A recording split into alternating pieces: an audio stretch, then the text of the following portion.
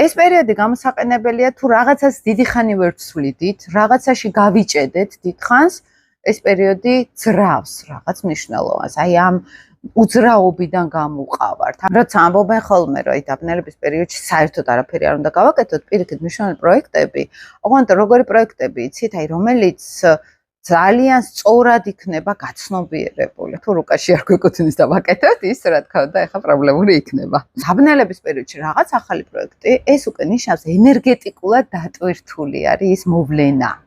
ან კარიერული, ან პირადი ცხოვრების, ან მეგობრებთან, ან საახლობლოსთან.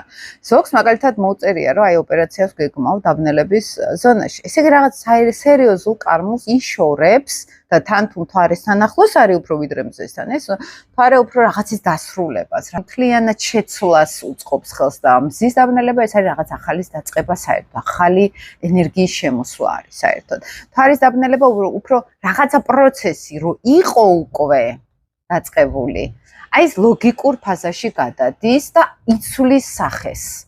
და მზის დაბნელება საერთოდ ახალ რაღაცას რთავს, რომელიც საერთოდ არ იყო დაწყებული, არც იყო პროგრამაში, არც იყო გაცნობიერებაში, მაგრამ მოიტანა საერთოდ უცებ ახალი იდეები. ეს არის უფრო მზის დაბნელების თემა.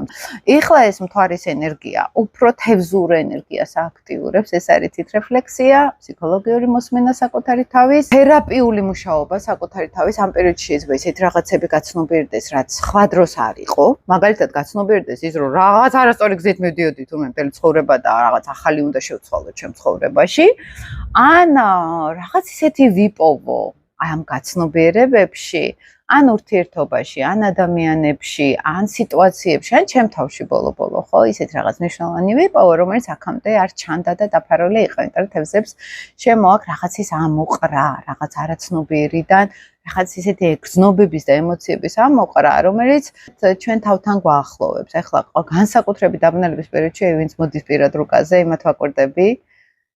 აი იმ მომენტში რომ მოდიან, ეს ძალიან მნიშვნელოვანი არის მათთვის, ესე იგი რაღაც სერიოზული არის, აი თერაპიულ პროცესს ეხა ჩემთან უბრალოდ რუკის განხილვა არ არის, იცით ალბათ, ხო? ეხა ის ლაინტა აქ აკყავს და აქ გელოდება ბედნიერება, ეხა მე ესე არ მუშაობ. სერიოზული თერაპიული გაცნობიერებები გვაქვს ხოლმე, ასტროლოგიას მე ვიყენებ თერაპიულ პრაქტიკაში და კარმულ ასპექტებში მივდივართ პირდაპირ და რა გვიშლის ხელს რაღაცეებში აქ მივდივართ და როცა ესეთ თემებში თუნდაც დაბნელების პერიოდში მოდიან, ეს არის რომ უკვე სერიოზული სამუშაო არის აქ იმ კუთხით, რომ ეხლა თუ რაღაცის გაცნობიერება მოხდა, ეს უკვე ძალიან ღრმა შრეში იქნება განსაკუთრებით, ხო?